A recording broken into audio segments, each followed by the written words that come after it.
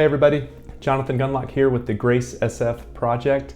I just wanted to leave you with a few words and a poem that we can take into our week ahead, the second week of Lent. And as always, if anything I say here sparks something in you that you want to talk more about, feel free to email me at gracesf.life@gmail.com.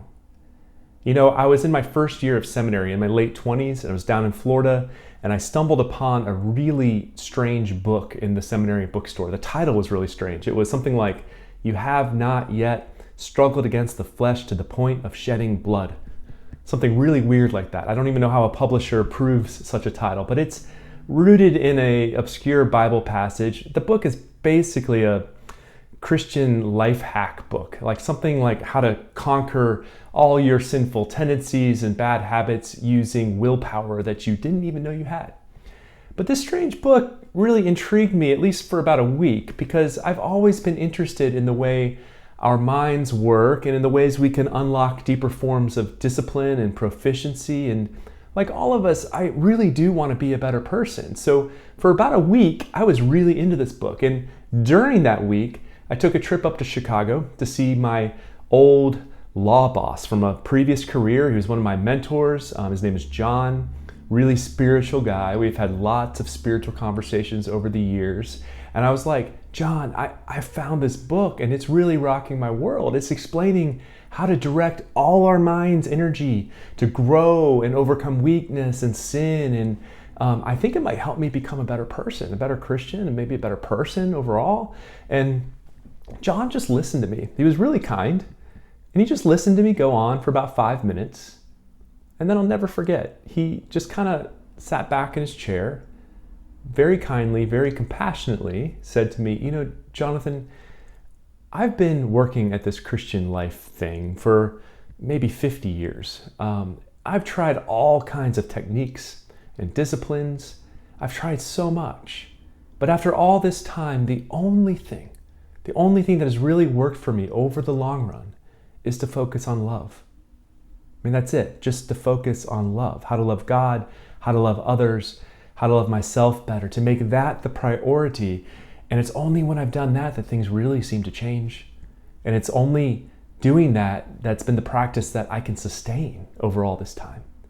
So, you know, enjoy your book, have fun with that, but don't forget about love, okay? And, you know, I knew, my 28-year-old self, I knew he was onto something. Like, I really could tell there was some wisdom here. I needed to listen. But I was also really into my book. And I was 28 and really confident. And, you know, love on its own just seemed a bit too simple. It just seemed too simple. Now, it's been a long time since that conversation, like quite a long time, many, many years. And today, I definitely understand more of what John was trying to say. I've been more weathered by life. I've seen more of my own shortcomings. I've tried about 100 spiritual life hack plans and even some truly meaningful spiritual disciplines. And there's been definite times where I've felt myself growing, but also plenty of times when I just hit a wall and I feel stuck and sometimes lost and sometimes disappointed in myself. And in all of that, I'm still learning what this way of love is, but I can tell that it is the key. It is the key. And the poet, Padraig O'Tuama, he illustrates this so beautifully in his poem, "The Facts of Life." The facts of life.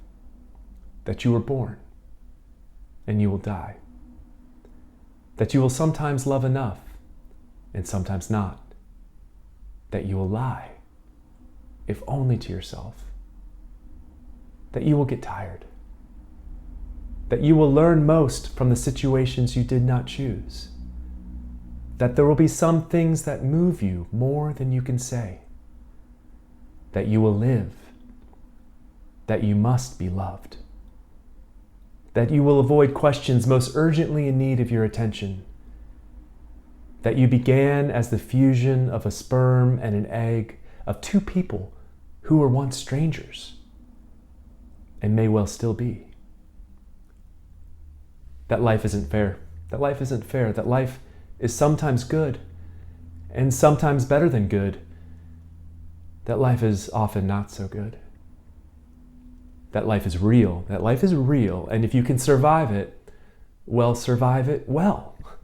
with love and art and meaning given where meaning's scarce.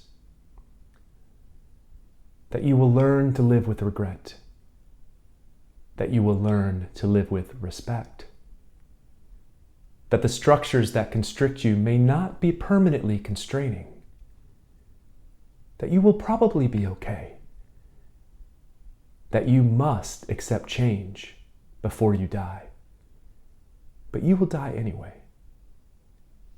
So you might as well live, and you might as well love. You might as well love. You might as well love. Now, Padraig is saying that life is really complicated, and you will never really master it. There will be times of progress and connection, and times of failure and disappointment, but in all of that, there is always the option. There's always the choice to seek beauty and meaning, and above all, to seek love. And so, however we are approaching this time of Lent, these weeks of Lent, whatever path or disciplines we're employing to find meaning in this unique season, we need to remember that the way of love is always needed and it's always available. It's always needed and it's always available. And I don't mean this in some kind of disassociated, hyper-spiritual sense. It can be really practical. Like this can be really practical. It's a moment-by-moment practice, but it's really practical. So even for this week ahead, in balancing the demands on our time and our schedules and the interruptions that will always come, may we consider where the way of love would lead us, how to spend our time, even when it seems inefficient. When we face conflict with loved ones or even strangers, may we be ready to let our guard down, to not insist on being right, but to love the other person through the friction. And maybe the hardest of all, to love ourselves, to practice self-compassion, especially where we feel overwhelmed, where we feel we're slipping or falling short, maybe where we're grieving a loss. May we remember that we too are being held in that same circle of love that Padraig tells us to embrace. And I just want to acknowledge this, that trusting in the way of love always involves at least a little risk. At least it feels like risk.